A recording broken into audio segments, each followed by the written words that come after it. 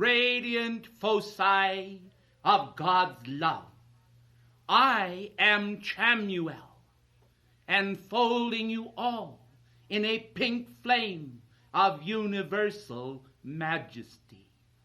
The realization that that vibrant spark of God identity that is within you is now and forever a part of the glorious Godhead, a part of the universal fabric of all that is and all that is beyond the ken of mankind's imagination, all that reaches that lofty point of consciousness that is the heart of God. God's heart is a mighty fortress of divine love, flooding over the cone of divine love as the white-hot, pink-tinged lava of infinity that can never be moved by human conduct or human knowledge.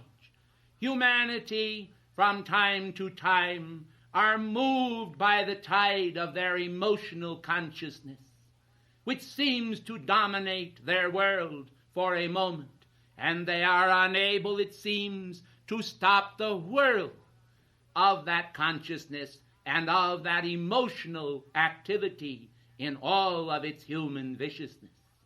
But I want you to understand the calming power of divine love. I want you to understand the authority of divine love. For although the manifestation of the plume of power and faith that flows out into the world to create divine mandates, as mighty as it is no mightier than the love of God in its universal qualification of all that man really is. The fruit of the soul's majesty is to be found in that overflowing stream of cosmic love. Therefore, tonight, beloved ones, while I am speaking to you, I am determined to create in the hardest of hearts a sense of that universal majesty and joy, that cup that runneth over into the world order, and is the fruition not only of love itself, but also of power and wisdom. The Lord Mahachohan, the representative of the Holy Spirit, is fully cognizant of the fact that in addition to containing the aspect of power and wisdom, the Holy Spirit is the very embodiment of the action of divine love. For action is necessary in the affairs of humanity if they are to practically get things done. And get them done they must if mankind is to beat the timetable of the cosmic clock as it is geared to humanity's present renderings of darkness rather than light. For men love the activities of darkness even more than they love the activities of light in many cases. I do not say this of most of the children of the light, who are aware of the mighty tides of holy innocence that flows forth with all of its joy and the fruit thereof. O mankind of earth, awaken, awaken from all of the dark sleep that enables mankind to allow even their conscience to be seared with a hot iron that blunts the course of divine reality flowing and seeking to flow in the channels and matrices of their individualized life. I desire tonight to impart unto you a vital touch of heavenly reality. I desire then to invoke from my band of cosmic love those specific angels of divine deliverance in all of their magnificent God power, that you may tonight be made aware of their presence in this room, in this building, and throughout this state, and throughout this nation, and throughout the world. For the activity of divine love tonight, as a giant ice cream cone, will become manifest within the hearts of all upon this planetary body. I do not deny that the lords of karma will temper the manifestation of this great power of divine love until some may not even hold any more than a little taste of that which is the vital energies and glory of God. I am an archangel. My consciousness is not, as a rule, involved in the tiny, finite manifestations of human consciousness, but is ever in its lofty driftings before the beauty of God, holding the consciousness of all vital awareness of the penetration of divine love throughout the realm of heaven. Do you understand, then, that it is not every day that I am also manifesting as I am manifesting tonight, in the sense that I have focalized a far more than ordinary penetration of the action of divine love by the power of the infinite flame of immortal grace. Ho, thou angels of the sacred fire! Ho, thou angels of the sacred fire! Ho, thou angels of infinite love!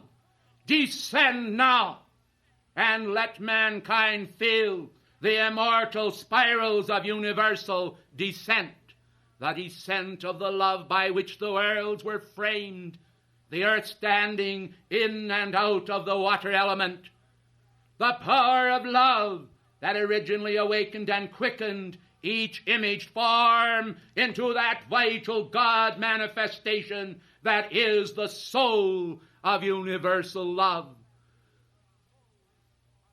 As the descending love comes forth and manifests like a bolt of lightning in gentle termination of mankind's involvement in all psychic actions and activities, in all activities that are of darkness, we find that light replaces the activity of darkness within the force field of every individual upon this planetary body.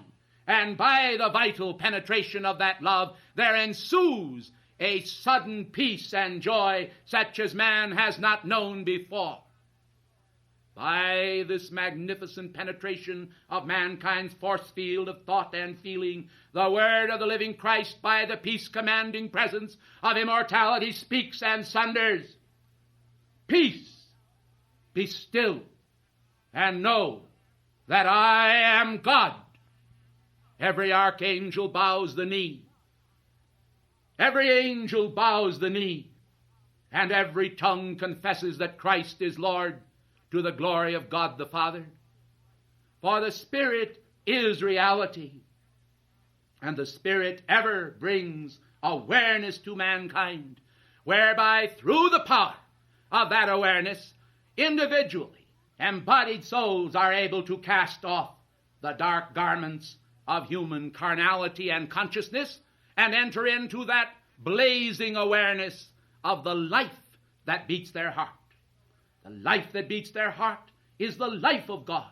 And the life that beats their heart is the authority for their own life stream, if they will understand what that authority means, what that authority can mean, if they will seek to precipitate a manifestation of reality upon the screen of life and cease the manifestation of those pseudo-actions of human laws involving human activities that can never produce that God happiness and sustaining radiance of the sacred fire, which is the power within every man, woman, and child to raise them into that mellowness of being that will express the gentle ministrations of divine love in all of its great raising power, whereby mankind can ascend out of the pits of darkness and the infernos of human unhappiness that are generated by human misunderstandings and the continuation of those misunderstandings throughout the ages.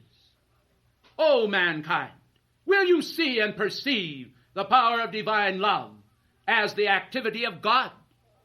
Does it make any difference whatsoever how that Spirit manifests, so long as the Spirit of God good manifests, and so long as that Spirit is sustained vitally within your own God presence and is delivered into further manifestation within all areas of your life?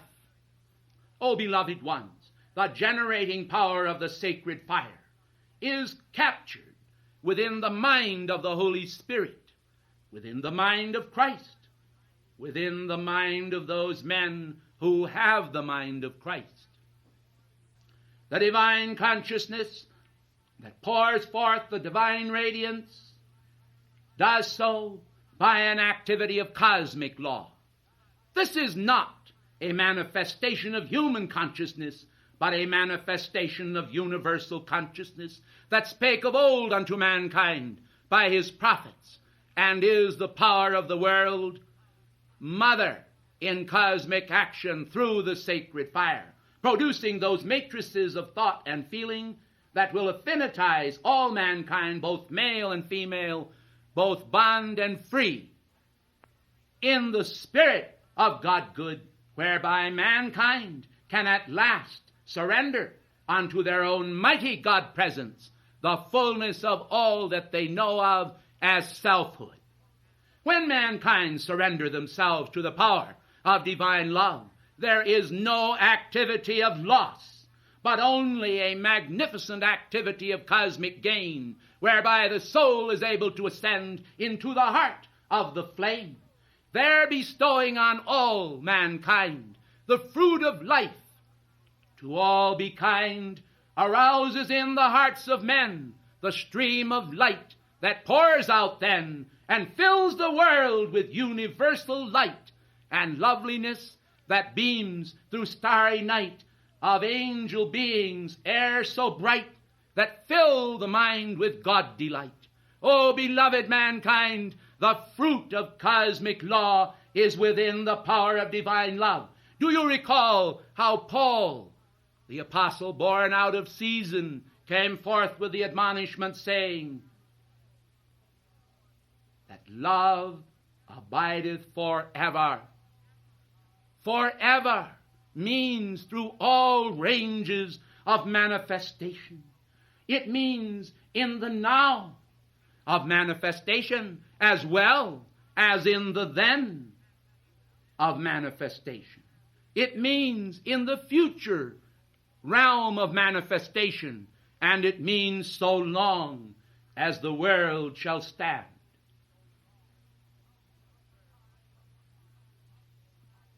Out of the heart of peace, out of the heart of love, are mankind delivered into awareness of the power of the sacred fire.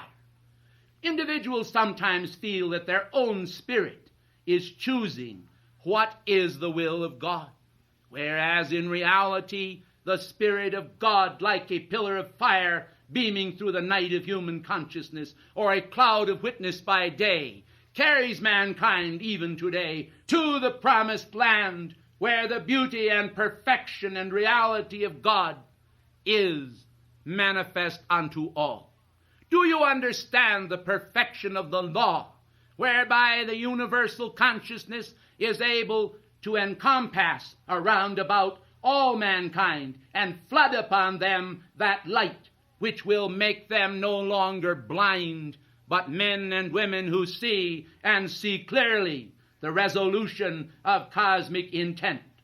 Do you know, mankind, that the latent image within all ought to be developed by the Holy Spirit functioning through man and working out the individual destiny of man according to the divine plan?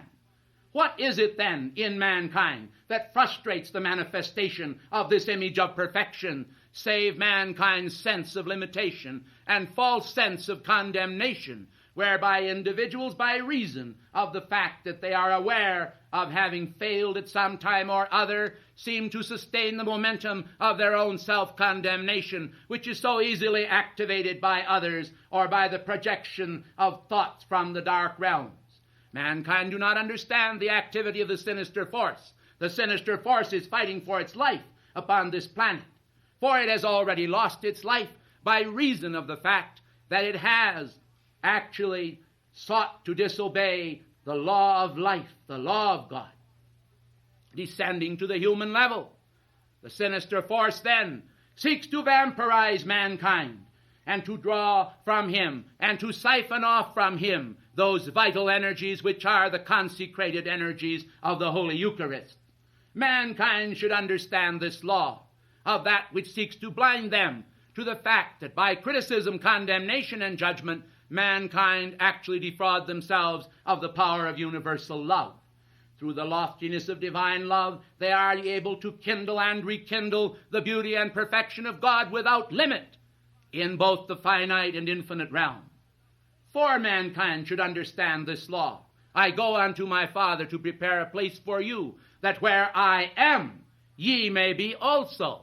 They should understand then their own I am presence as the haven of the sacred fire, into which all drink, into which all manifest the realities of God.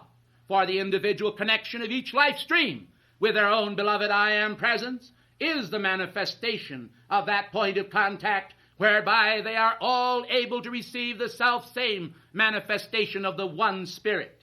When mankind understand that, they are not so prone to be able to raise their voices in the jangle of human discord, nor are they so prone, I might add, to admit to their consciousness those elements of human criticism, condemnation, and judgment which rob mankind of peace and joy through the universal love and the holy happenstances that are of God. These are divinely directed. These are the fruit of the Spirit which produce love and joy and peace. I am an archangel, and my devotion unto God is shared with you tonight. But when I come into your realm, I come into your realm with that awareness of the holy and sacred fires that clearly reveals the extent to which mankind have allowed themselves to fall, in the sense that they have not acknowledged the power of the Godhead in their own lives. They have given power to those darkened images which are idols in the mart. These idols in the mart seek to usurp the power of God in man and to rob him of his divine and immortal birthright. By the admission of the sacred fire of divine love into the chalice of human reality, every individual is able to begin to sense the divine presence, and through their own sense of the divine presence, they will chastise themselves, in effect producing those judgments upon themselves which will clean and chasten their own house of being, until at last it manifests the whole will motivation of the Godhead, each one then seeing for themselves that production of truly Christ and God magnificence which vests all with the wedding garments of cosmic reality and abolishes forever darkness. For if man does not do this, seeking to propel himself forward in the light, then the abomination of desolation comes upon him. For through the carnal mind, the extinguishing of the individual monad is begun. Each yielding to the powers of the carnal mind is a yielding to the power of death and darkness. Each yielding to the power of light is a yielding to the power and radiance of immortality, whereby you are able to see through the aperture of those tiny years which loom before you as the balance of your life, that opening into the doorway of light, into the palace of light, which will be revealed to you in greater extent by the goddess of light. Then you will be able to see even more clearly how your lives are held with Christ in God, how you are sustained by the power and pressure of divine light. No, beloved ones, it is not easy for the human vessel, those who speak in our name, those who receive our words, those who cherish your hearts and offer themselves unto God for you. This is not easy, but I want you to understand it is a fulfilling of heaven's intent to bring to you in this latter days of the cycle the conscious awareness of the golden age of peace and tranquility, whereby your hearts may cherish one another with that gentle cosmic caress that is like an angel's wing brushing across the face of your consciousness, and thereby contacting you with a greater light and a greater radiance and a greater awareness of the power of life to continually not only beat and sustain your hearts, but sustain your entire consciousness in those levels of God being which you are destined and fitted for. I am Chamuel, and my power is devoted to your light tonight. I summon all the powers of heaven that are under my command by His grace, and I ask them all to descend into the chalice and force field of this retreat, that it may be hallowed by the presence of the angelic host as never before manifested amongst you. Understand then that we are bringing the great power of eternity into the conscious awareness of this moment in time, in the net of time. Will man understand then that as we bring about this phenomena of the manifestation of the angelic host and kindle the feeling of universal love within the force field of your consciousness, this is the commencement of a greater measure of communion with heaven, sustained for the glory of the golden age, and that mankind at last will be able themselves to summon at will the presence of the angelic host and bring this descent about whensoever they desire it for the blessing of mankind. We do not mind that you tug upon us or upon our hearts. We do not mind that you seek to call to us for aid and assistance. We regard this as a cherished opportunity which we ourselves ever hold dear, and we hold it dear for each of you, and there are no exceptions. Can you say that about yourself? Are you able to say at this hour that there are no exceptions? Are you able to surrender those egoistic manifestations of human vengeance, stifling in your consciousness all vestiges and remnants of human criticism, condemnation, and judgment, and surrendering it all unto your God presence to receive that ampule of cosmic forgiveness which God imparts to every heart when every heart surrenders the ego unto him and receives in return for that surrender the blessed surrender of the Godhead unto the selfhood of each individual, vesting them with such a very marvelous activity of cosmic law in cosmic action that it is difficult for mankind to envision this in their outer consciousness.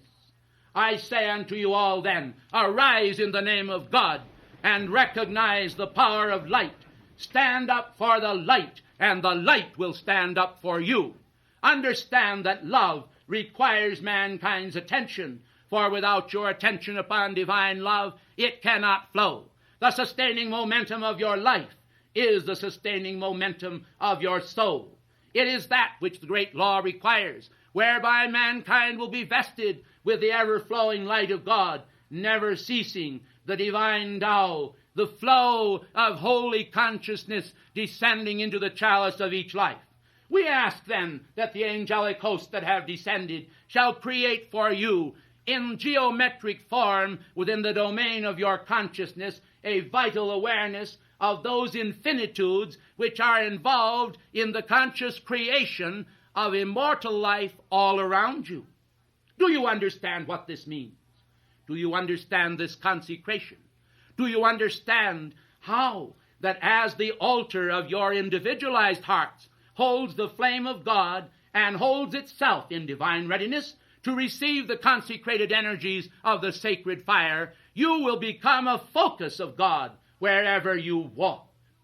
And as you become a focus of God, you will not need to call so often unto us, for you will find an expansive activity taking place within you as the promise of the living God, whereby the vital flames exchange themselves continuously.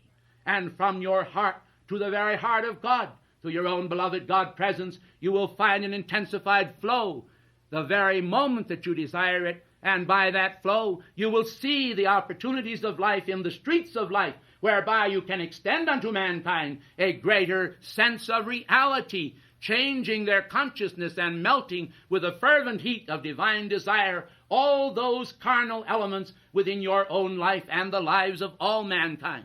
It will not be necessary, when this occurs, for you to make it known unto them personally. Beloved hearts, this is only an activity of the human ego. Each individual instead will yield himself to the pressures of his living God presence, manifesting that love from within himself that will flow out into the world and melt those elements of human deceit from the very face of life, until darkness, being banished, will find at last in the world of form a manifestation of that love for which you have so often called. I have heard, and God has heard, those calls of your heart that go forth to him and to us for the manifestation of perfection. But, beloved ones, each cycle must have its fulfillment. Are you not born at a given moment? And do men not then cease to be at a certain moment? Physically speaking, do you not see that the law of cycles comes full cycle, and then at last mankind perceives the administration of cosmic law that produces the miracle of divine love in every heart's chalice? When you understand this, you will be reconsecrated to God, because your desire will so mount up on eagle wings as to frustrate those powers of darkness and those concentrations of energy which represent the failures of mankind. Remaining as the denizens of the astral world, those beings will eventually find the second death as a means of liberation, for they will no longer sustain those focuses of darkness whereby lures are created in the face of mankind that produce the fruit of unkindness and darkness. Instead, mankind will see the production of the fruit of the heart of the living Christ in manifestation within themselves. And when they do, I think then that mankind will be liberated by the flow of divine love. For now abideth faith, for now abideth hope, for now abideth charity, or the fullness of that love which is the heart of God. Have you thought of grace as charity? Have you conceived of it as the charity of your own mighty I am God presence? Have you recognized it as the charity of your own greater heart that beats the little heart of the individualized manifestation? Well, beloved ones, won't you think of it now and recognize it and perceive its reality? Won't you please be seated?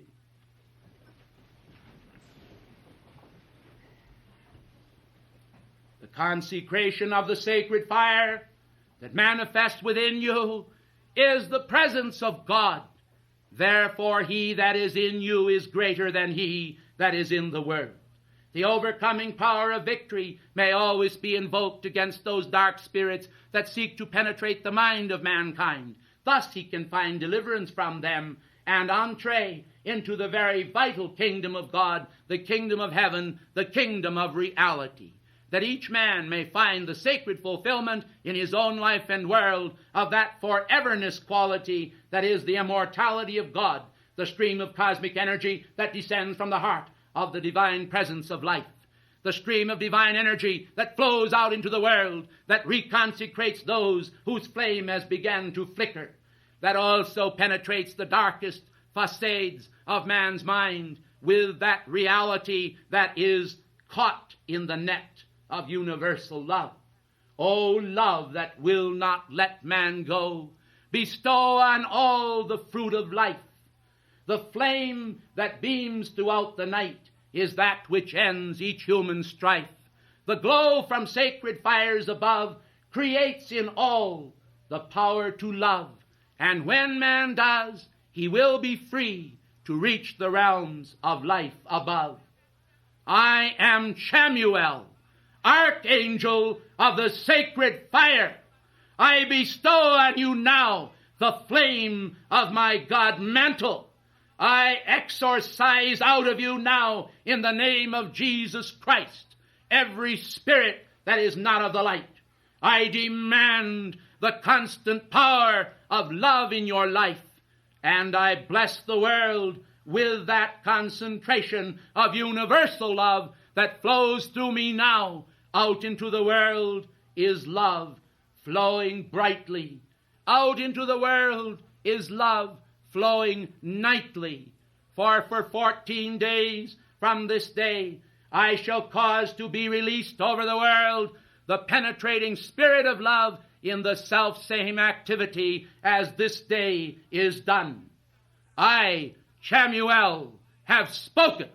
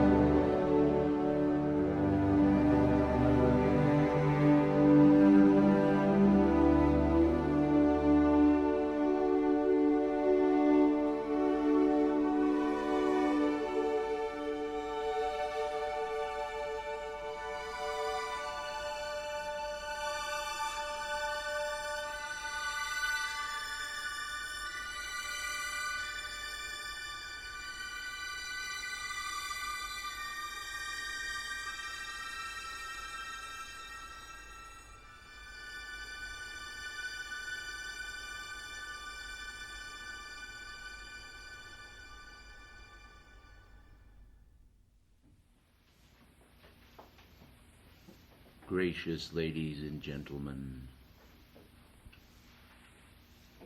the whispers in your soul that echo there as the voice of God may be heard, even were it soundless sound. For the infinite compassion of the Spirit of God is lofty and noble, and not at all degraded. When men and women come to understand the capacities of their own nature, and behold these capacities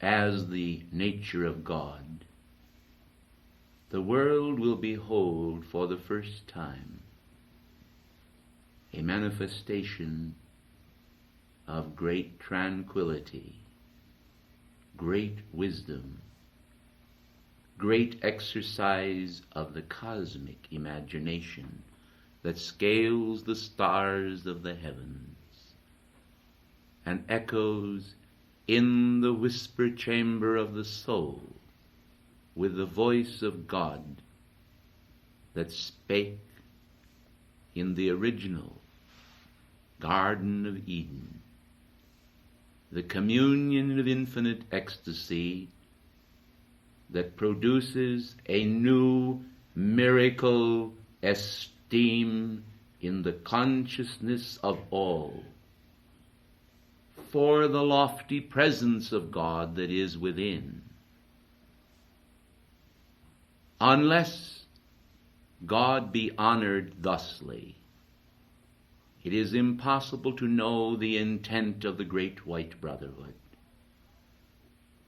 and how the compassion of God may stir man to renewed spiritual ambition in no sense whatsoever of competitiveness, but only of true brotherhood and the understanding of the meaning of true brotherhood unto the earth itself.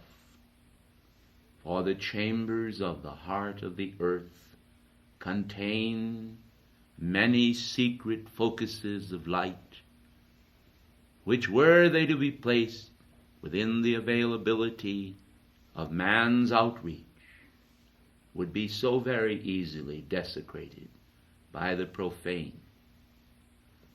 We have separated these focuses from materialistic mankind. The veil that covers manifestation of the highest spiritual side of the Godhead is often concealed by the sacred mysteries for the express reason of enhancing the esteem of the true seeker for these qualifications, the creation of an altar for the Spirit that will willingly receive the consecrated energies of God as they descend, and recognize those energies as from the Godhead. And when that recognition is secured, see how the angelic hosts do establish as a focus within the soul of the individual, or even the mass collective, if they would receive it, the abiding presence of the considerations of the living God. For so long now, so many among mankind have consented far too readily to their own desecrations. They have permitted tramp energies of darkness to enter their soul, temple of purification, that which is within them. They have submitted to this and have not understood the grace of the infinite, nor have they comprehended the potential of their own outreach. I know that so many among mankind in the early days of their search are possessed with great zeal. It is almost as though they were a miniature Christ in embryonic manifestation. But then with the passing of the years, the old downward pull energies so easily rekindle themselves in a negative manner within the consciousness and pull that blessed consciousness downward, whereas the call of that soul as a melodic bell inform mankind, if he will listen, and constantly, that the ascension may not be the act of a moment. For when the thought of atomic acceleration is considered by mankind, he must understand that electronic energies descending from the heart of his God presence do bring to his consciousness and awareness that radiant descent of spiritual magnetization that exalts within the being of man a full sense of the immanent reality of God. The reality of God is like a sparkling stream, a fountain of youth, an atomic accelerator, if you will. When mankind begins to receive the spirit of life and uplift, the spirit of regeneration in contrast to generation, there is a natural activity that unfolds within the stream of his consciousness, as well as the physically ordained energies that flow over the physical matrices to establish the quality of God health for all. There are magnificent energies to be garnered from God, which mankind seem to be at times almost totally unaware of.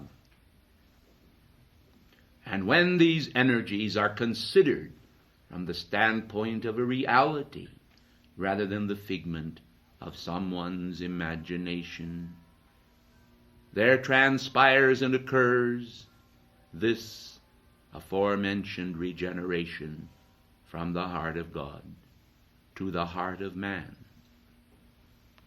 As the Master Jesus so loftily declared, it is not the will of God the Father that any should perish, but that all should come to the knowledge of the truth. What is truth save living light? When man cloaks truth with a garment of words, the messages may be received, but then again, there may be a misinterpretation of meaning, so that the total energies are diverted by the attentions of the mind wrongly poised. When mankind understand that there is a covenant in existence between each individual and the living God presence of that individual, he is able to comprehend the reality of God.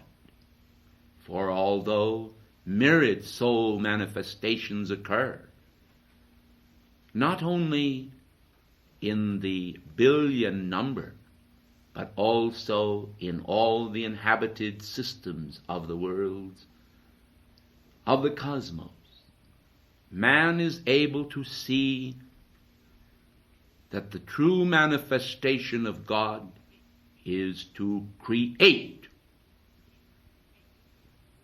And in this creation of God, there is a multiplicity of images and a transcendental change toward light, at the same time that many are being bound to the Maic ground. The latter is a manifestation entirely of the misuse of solar energies. The state of the world is entirely a result of mankind's misuse of solar energies. Might it not be well, then, in terms of reality, that man should always consider the potential of the divine that is within him, not from the standpoint of his contemporaries or the conditions environmental from both a spiritual and a natural standpoint, but also ought to consider beyond the span of the race mind to the naked possibility of the soul's outreach for God in a new and living way, whereby the vibrancy of the divine nature that is conveyed to each individual soul becomes a tremendous magnet of life that creates in heart, mind, and soul newness of life, not as a sense of frustration, but as an open door into streams of light, synonymous with the manifestation of total God energy revealed to the world at large.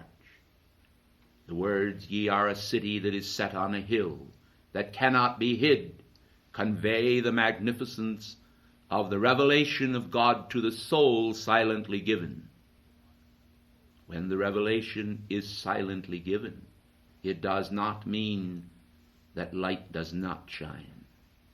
For light does shine, and man becomes the recipient of energies beyond his wildest dreams. I have always thought, since my ascension, of how very meticulous mankind are about their business, particularly if their business is involved in the making of money. I have always noticed how individuals are very careful about what they do in the business world. Well, dear hearts of light, might it not be as great a consideration, at least, for mankind to consider the creation of the God identity? Do you realize that the true raison d'etre of man is the creation of the God part of himself, the formation of the Christ consciousness, and the intentional action whereby he summons from the Godhead those energies ever available to the ascending aspirant. For mankind has a right to be bold. It is even possible that the violent might take the kingdom of heaven by storm, but it is extremely unwise to do so by chemical methods.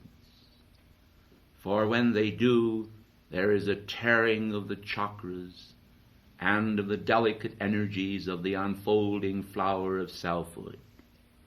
And what manifests is simply a look at the astral levels of consciousness with their elusive manifestations, their garish colorations, and the destructive energies that at first appear so benign, but in reality are only a counterfeit of the real grace of God, which, distilled within the soul, is able to produce manifestations of such loveliness that silence is the password.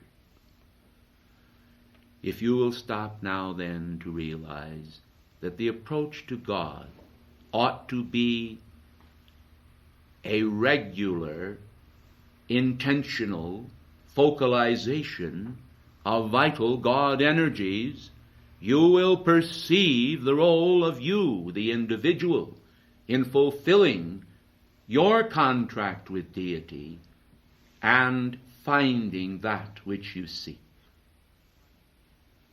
Isn't it strange that mankind, who have sought so long and have failed so many times, will today, as they did in yesteryear, actually blame the Godhead for their own personal failures? Do you understand then, precious hearts of light, how that this is the result of man's failure to comprehend the realities of the Brotherhood, its structurings and connection with the unfolding reality of the Christ consciousness?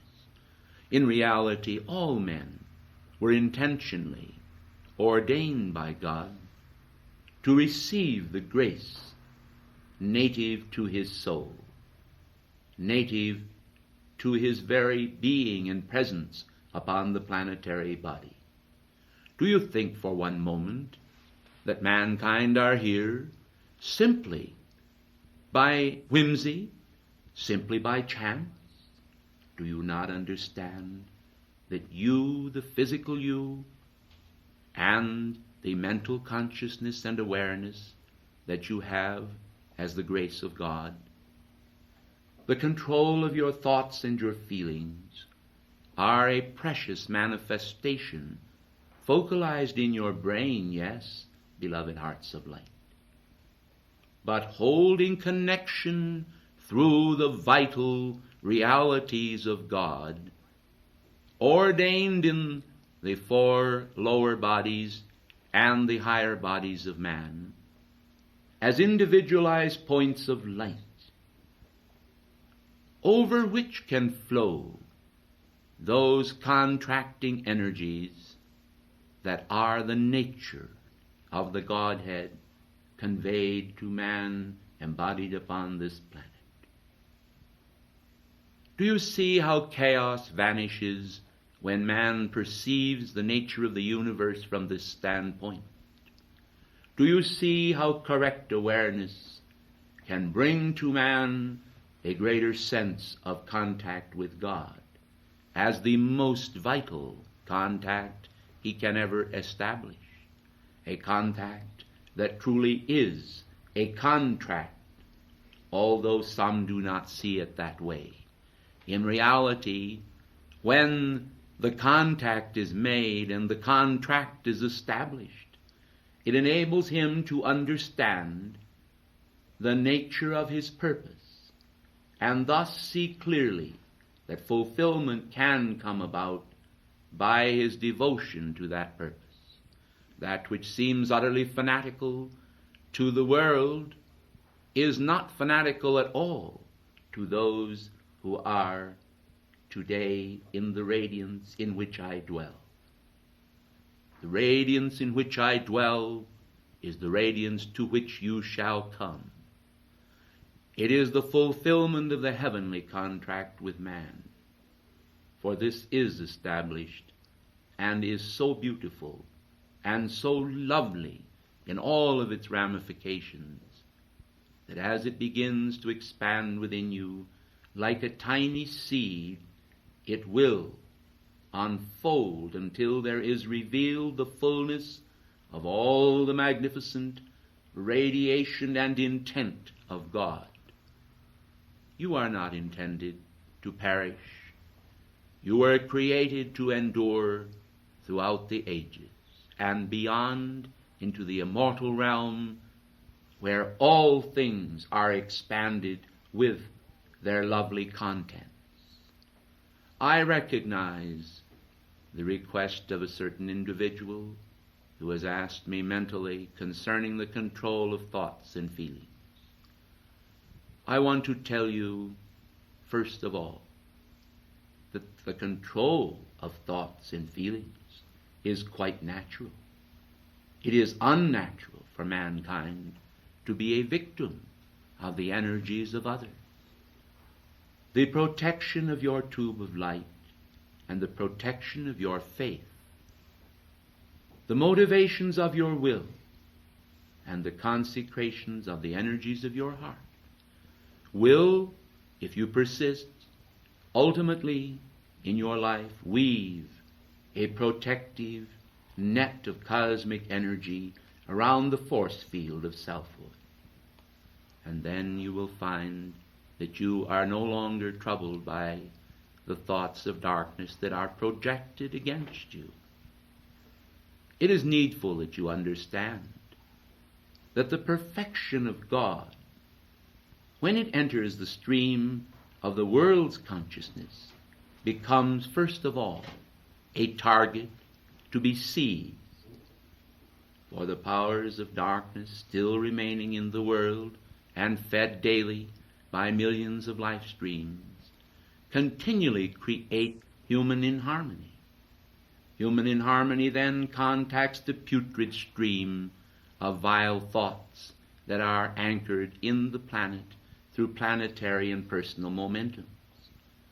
When a son of God determines that his consciousness shall be pure and clean, the beginning of the stream of answer that flows from the Godhead culminates in that reality of God for which he seeks.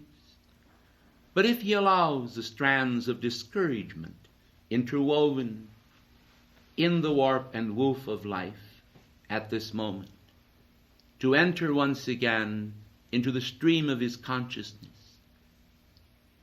to desecrate the altar of being, of course he will experience a series of up and down movements that, like a yo-yo, will bring to him distress of heart. He need not accept this distress, as none of you need to accept. For the moment he understands that God is concerned with him, just as much as with those ascended beings, for he perceives the potential of the soul in all of its pristine beauty. And it is this pristine beauty combined with that which is implanted in the soul that brings the element of courage into the matrices of the mind, that frees the mind from the dregs of darkness still remaining there untransmuted.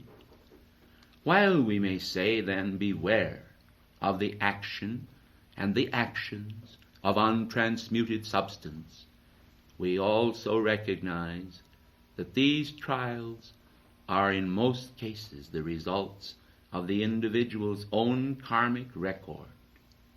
Why be distressed then concerning your karmic record, when in reality you are able to make those necessary corrections? Even now, the desires of your heart can be fulfilled and the answer rendered. Yet, the answer that is rendered, the judgments that are delivered, may not fully appear at all for a period of time ranging from an hour to a day, to a year, or even to a decade. I admit that sometimes there are discouraging elements in this. But after all, consider for yourself the vapory nature of time.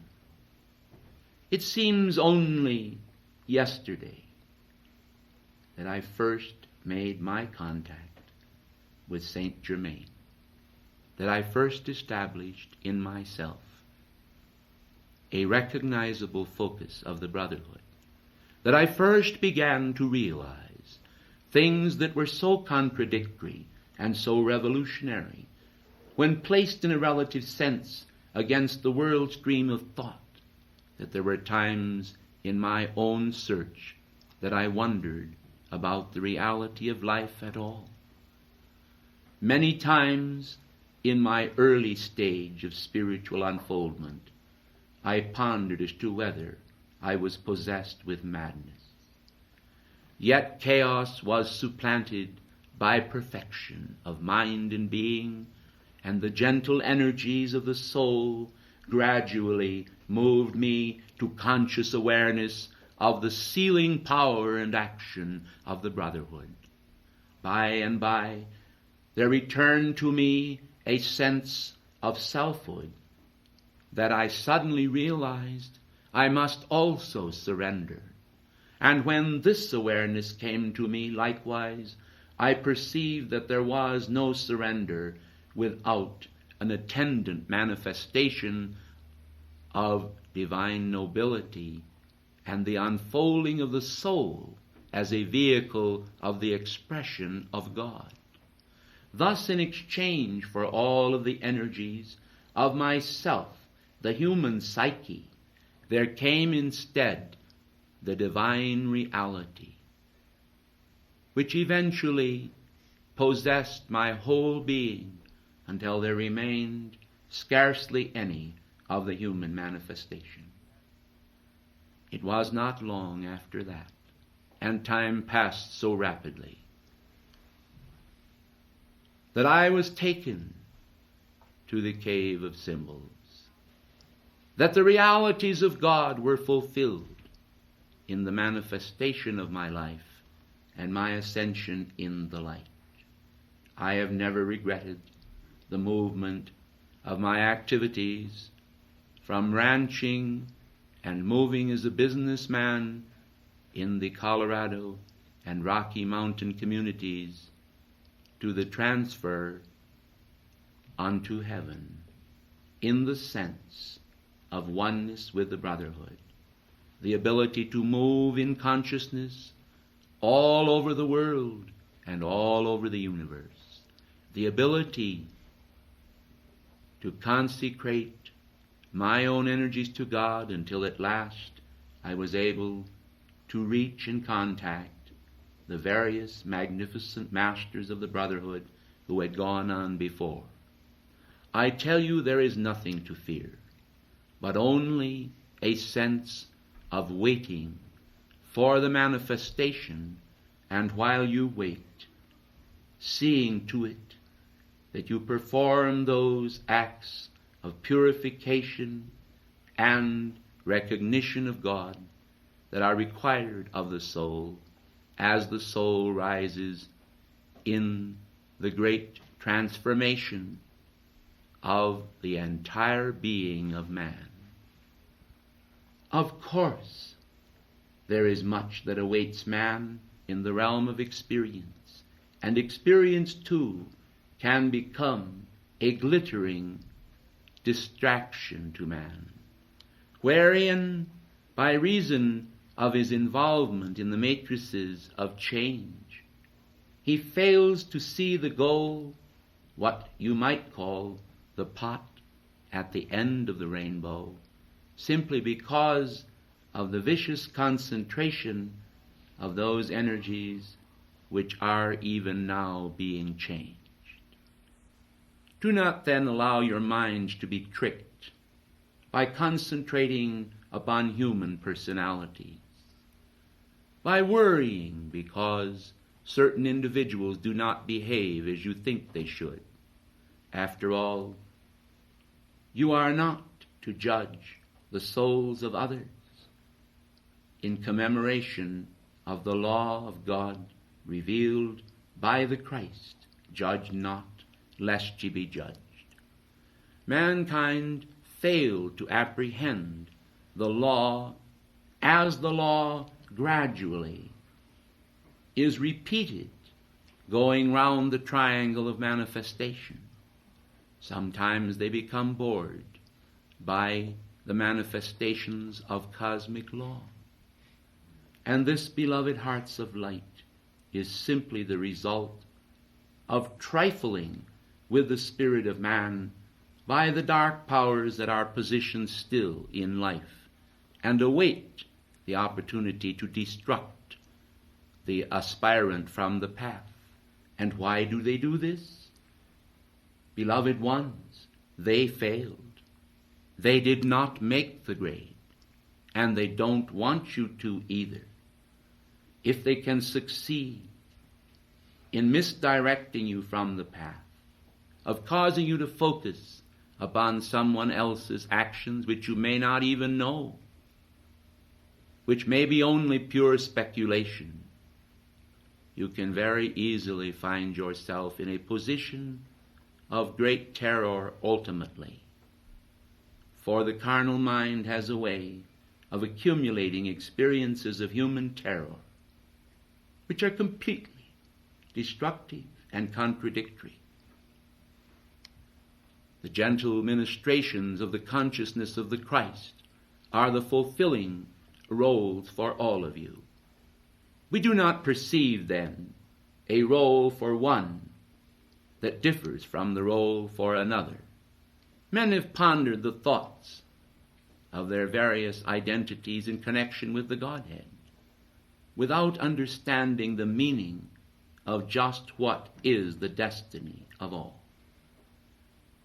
Albeit there may be different and diverse manifestations, there is but one Spirit, and that one Spirit is the consecration of your very real self. Will you understand with me now, then, that the means of transforming yourself that is at hand can become a glowing coal from the altars of heaven that, once being induced and constrained to enter the soul and abide, will produce all the manifestations that you seek and require, and will discard those manifestations which are not the fullness of universal purpose, but only those controlling factors that wish to control your actions here below, that you may become diverted from the path and may exercise the powers of human imaginations and human frailties, becoming at last a castaway from the brotherhood for the balance of your lives. It is not the will of God that any of you should become castaways, but that all should be restored to your full and rightful place, never practicing the rituals that amount almost to black magic, but ever instead practicing the rituals of the Christ consciousness, that in observing the accusers of the woman who would stone her, also were able to identify their own mistakes and melted away into life, leaving her free. He then said, "Where are thine accusers?" And she said, "There are none, Lord." So let all understand that accusation is not a part of the abundant life, but a fragile trap that can become the source of horrible distortions, producing a sense of imperfection and chaos in the soul. All that are upon the path and all that are not upon the path are children of light still. Those that are upon the path are actually not greater than those who are not. For to sit upon the right hand of God is reserved only for those who choose that complete level of devotion and that position. Man should realize that many aspire, but few fulfill in an era. Yet the control of your life remains in your hands. You can fulfill your destiny. You can ascend in the light. You can achieve perfection. But the greatest way is to concentrate upon the God perfection of life and leave the imperfections of the world unto those who are still children and produce the ritual of judgment, whereas they ought instead to say and cry with a loud voice, "God be merciful to me, a sinner." Truly, imperfection manifests in the world, but those who would aspire to the fullness of God need none of it. What is needed instead is utter devotion unto God. Yet this devotion can very easily and should include the devotion to God in man. For it is totally wrong to worship individuals and not understand that what man needs and requires to pay allegiance to is the God within. And the God within man is like a tiny mustard seed that will grow into a tree that will cover the heavens. And ultimately, those of you from every craft and trade, those of you from every age and physical and mental and spiritual condition will be brought into that cosmic alignment of purpose which will fulfill the desires of the Brotherhood and the realities of God in your life. The miracles of the atomic accelerator are yours as you reach that development of spirit which may rightfully claim it. For although men have often thought and sought Messias alone as one to carry their burdens, the law of the universe that still in reality remains in effect is that each man shall bear his own burden, signifying that each one is required by the Godhead to fulfill for themselves their ultimate Christ destiny. The destiny of life is yours today. The destiny of life will always be yours. You cannot lose when you give yourselves without reserve, but you must ever propel and summon purpose, that you may be filled with the righteousness of the living God, who imputed no sin unto Abraham, but rather made him his friend. You are both friends and sons of God. To you is given an opportunity that you know not yet of in its fullness. For what is given to you is but a glimpse. What shall be given to you is the fulfillment of cosmic universal law. As I take my leave of you this evening, I want you to understand how much heaven in reality loves the whole world.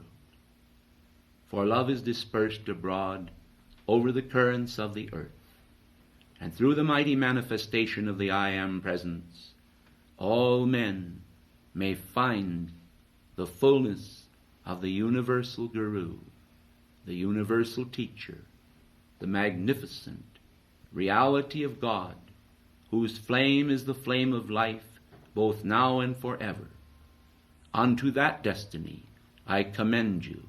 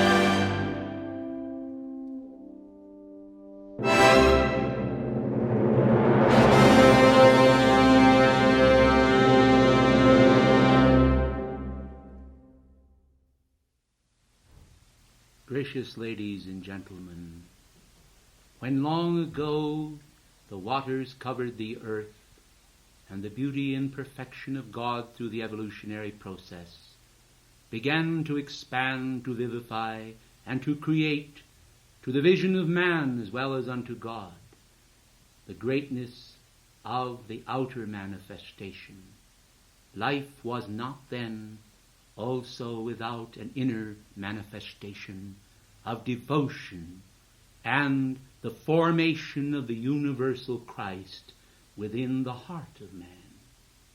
For there is an outer manifestation, an act of creation, which is concerned with the physical aspect of life.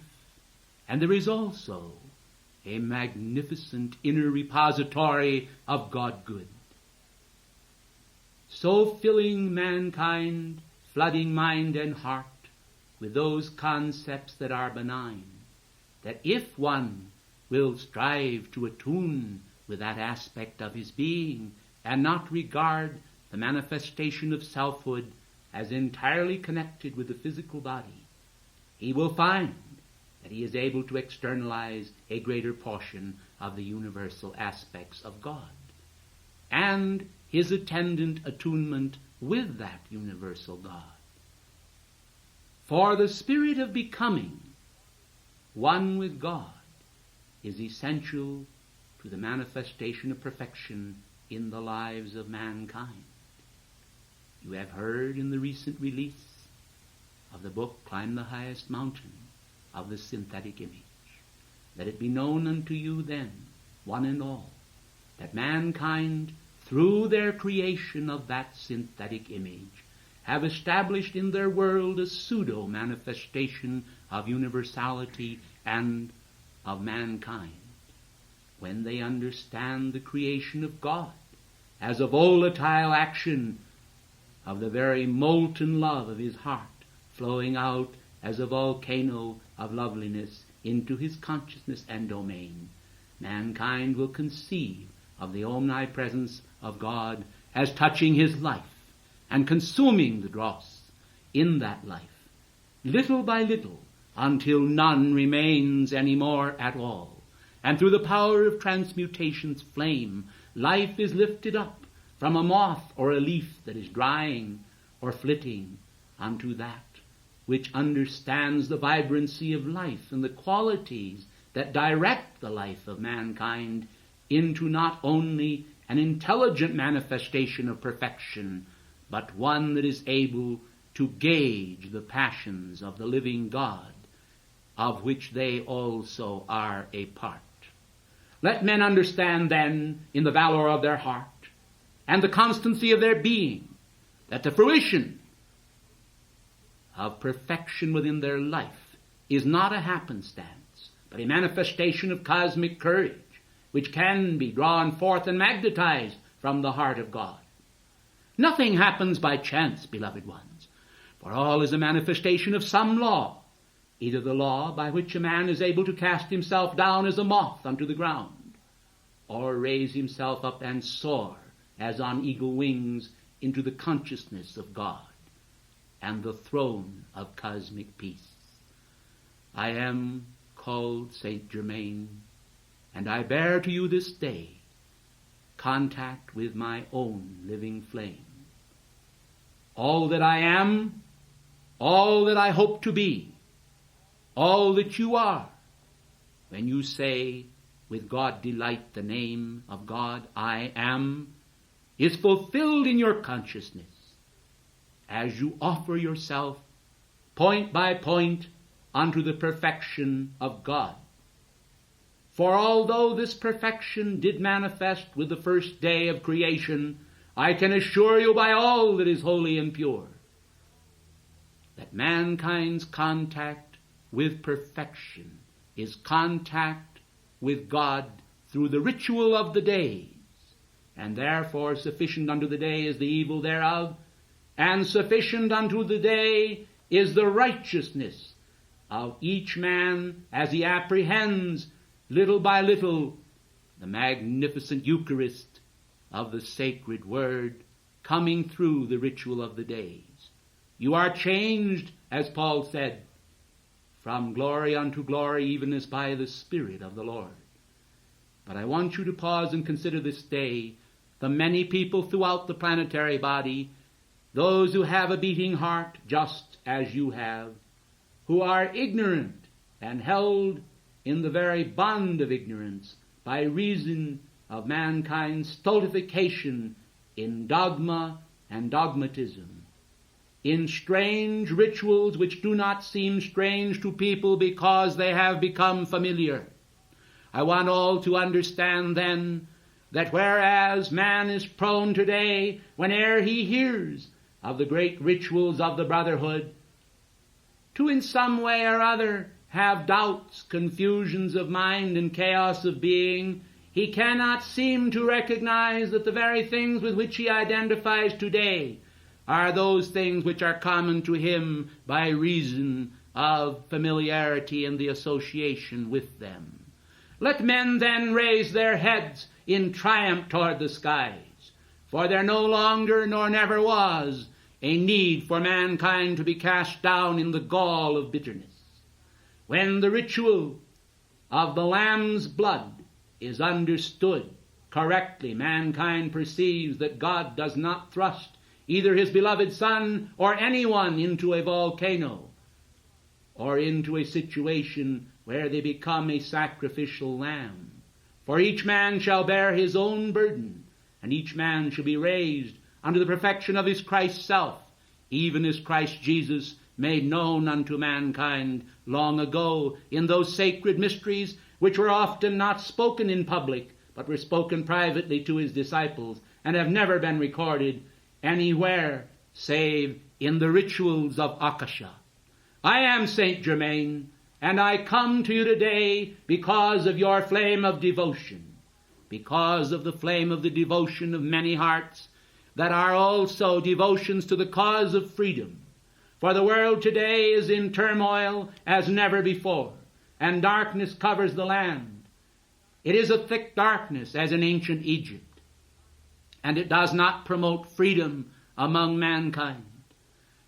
Mankind are ever coming more and more into a spirit of bondage because they have not accepted nor understood the rituals of freedom. You then are they to whom heaven has given that God delight, which is to understand the sacred mysteries of God and to be a part of that which is most holy. Yet all your brothers throughout the planetary body are also those who ought to become recipients of God's grace in a most unusual manner, yes, because many of them in past lives have continually manifested greed, selfishness, and a complete trampling upon the things of the Spirit. What you see today manifesting in the physical world of violence, of deceit, of a lack of tranquility is but a manifestation of the violence in which mankind has increasingly lived through the wars of the ages. I want you to understand then that the realm of God peace is a realm which is of God desire.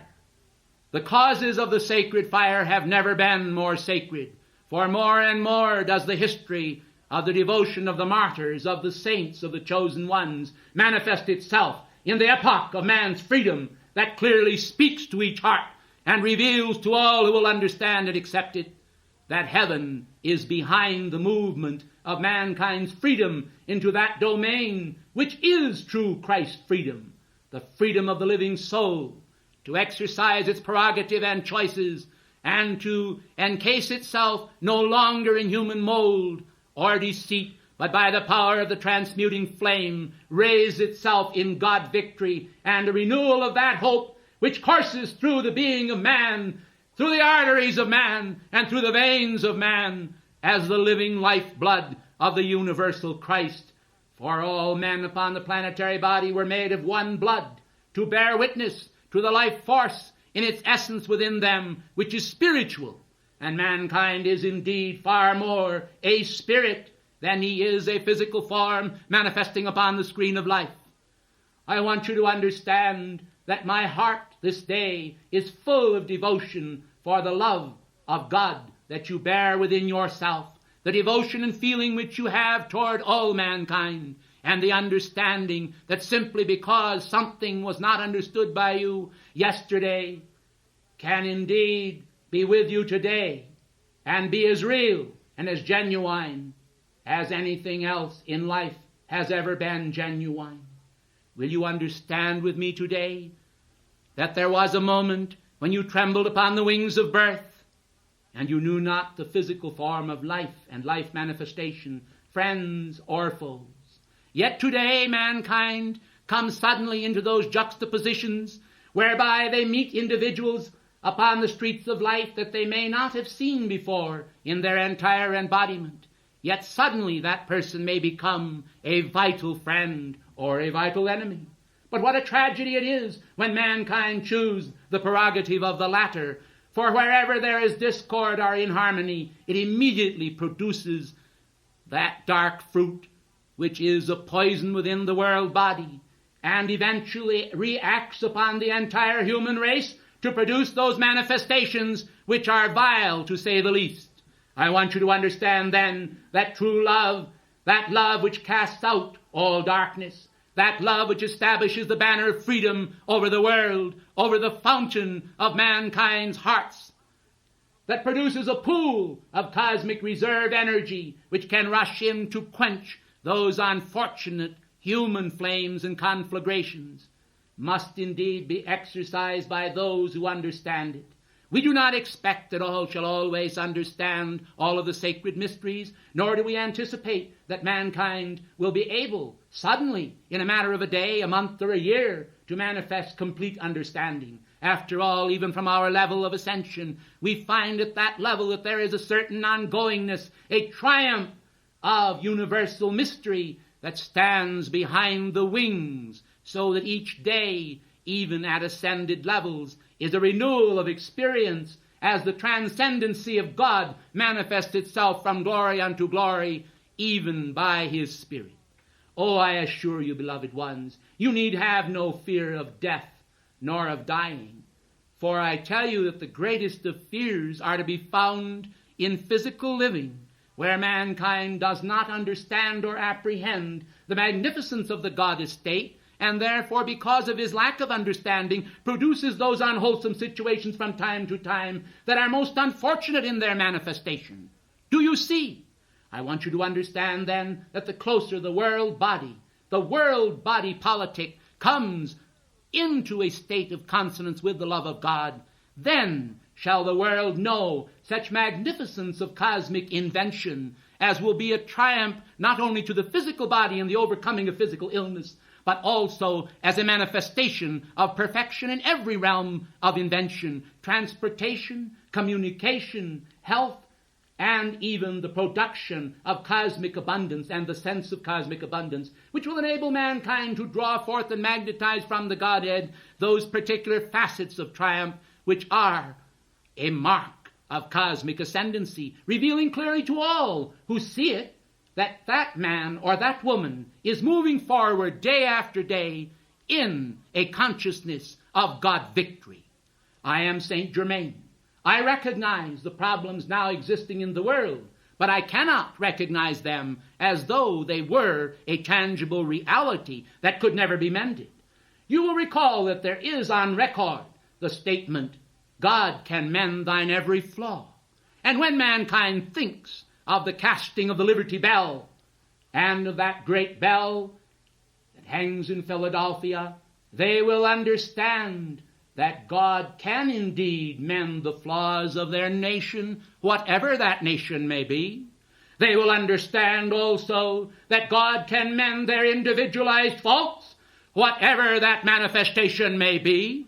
They will understand that God can perfect the cracks upon the heart of the world and produce in the heart of the world mother the understanding that her children are coming home.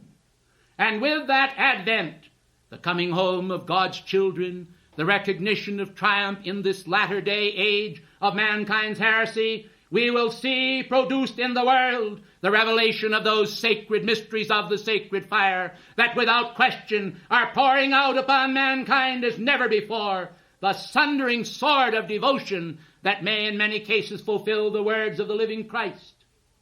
I am come not to send peace upon earth, but a sword. And a man's foes shall be they of his own household.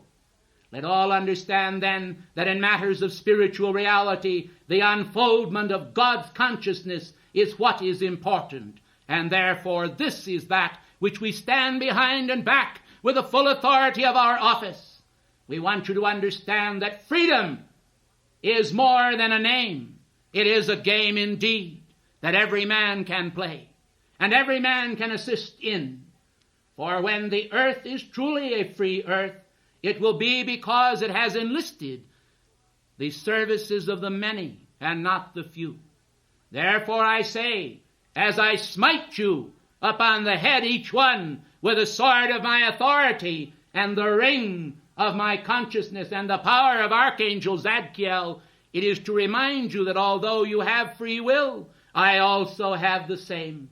And I choose to bring you, because you have come within the precinct of my consciousness, that blessing which will establish forever the forces of freedom in the world and will enable you to mark the triumph of the cosmic sword that is a replica of the flaming sword of Eden that guarded the way of the tree of life.